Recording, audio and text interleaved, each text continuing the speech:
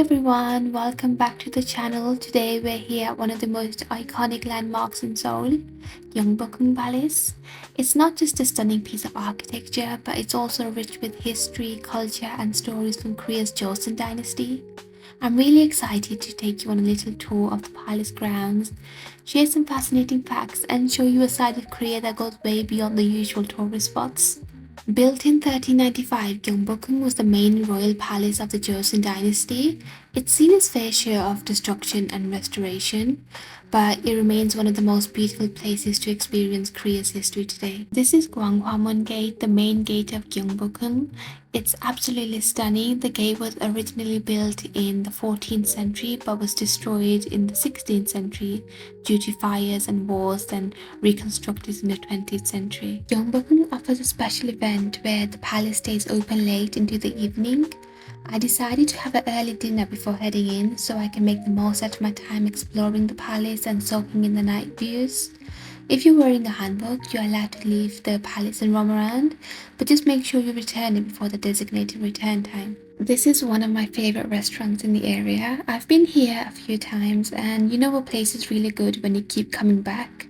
What I love about this spot is that the food feels so homemade, like it's just made with care by the lovely women, just like something you'd get at your grandmother's house. Their pajeon, these savory pancakes, are a must try. They're crispy on the outside and soft on the inside and full of flavor. The fish cakes are another standout. They're perfectly chewy and just with the right amount of savory goodness. Every time I come here, it's like a warm, comforting experience and the food is always consistent. After eating, I headed to the palace. Once you walk through the gate, you're greeted by this massive open courtyard. Even though there are quite a few people around, there's still this calmness to the place. The palace grounds are so vast. There's something about the space, the architecture, and the surroundings that give off a sense of tranquility despite the crowds. You can really appreciate the scale and beauty of everything when you take a moment to breathe it all in. If you time your visit just right, you'll be able to catch the changing of the guard ceremony. The guards wear traditional uniforms and the whole event is performed exactly as it would have been centuries ago. It's a fascinating experience watching them move in such precise ceremonial steps. Everything is done with such respect for history. There are plenty of Hanbok rental shops scattered outside the palace. It's not hard to find one. The choice really depends on what style you prefer. You can rent a hanbok for a set number of hours, which is perfect if you want to get the full experience. The best part, if you're wearing a hanbok, you get a free entry to the palace. If you're in your regular clothes though, entry is just 3,000 won for adults and 1,500 won for children. I personally love seeing people in hanbok, especially when they're taking photos. There's something so wholesome about it, like everyone is sharing this special timeless moment together. I arrived just before sunset and the views here were absolutely breathtaking. There's so much more to Gyeongbokgung than meets the eye, things you might not know unless you're with a tour guide. This place holds a tremendous amount of history and each corner has a story to tell.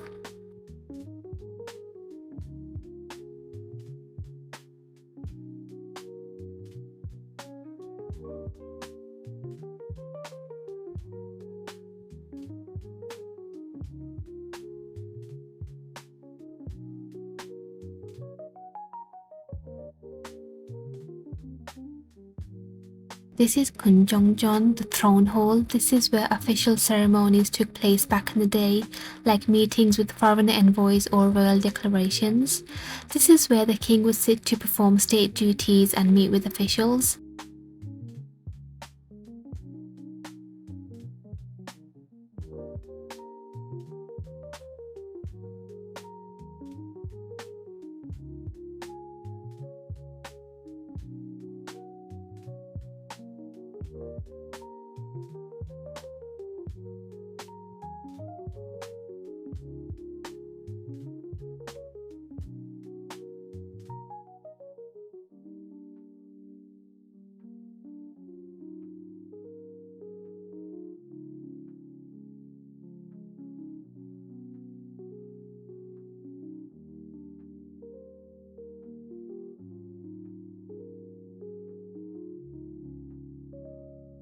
You can see the beautiful throne right here and look at all the intricate woodwork and colours. The entire room was designed to show the king as a representative of heaven. and that he is the ruler with the divine right to govern. Now, while the throne hall is definitely the centerpiece, there's a lot more to see around here.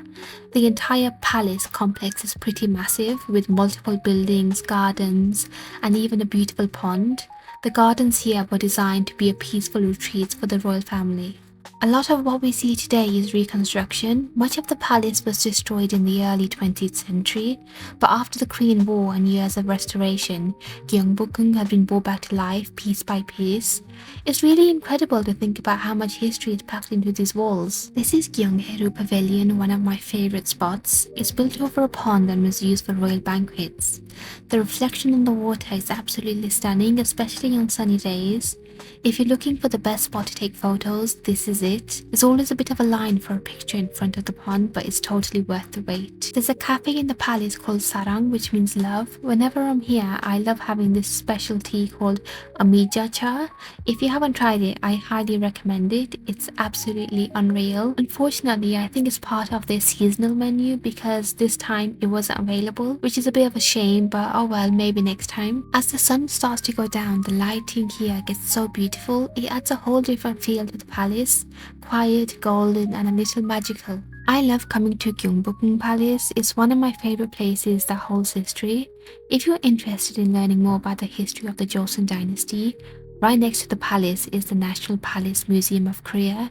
You can check out royal artifacts including costumes, pottery, and even things like royal seals and weapons. So that's Gyeongbokgung Palace. I hope you enjoyed this little tour through Korean history. Honestly, this place is a must-see when you're in Seoul, not just for the architecture, but for the stories and the culture it represents. If you've been here or want to visit, let me know in the comments. And as always, don't forget to like, subscribe, and turn on notifications for more Korean adventures. See you in the next one.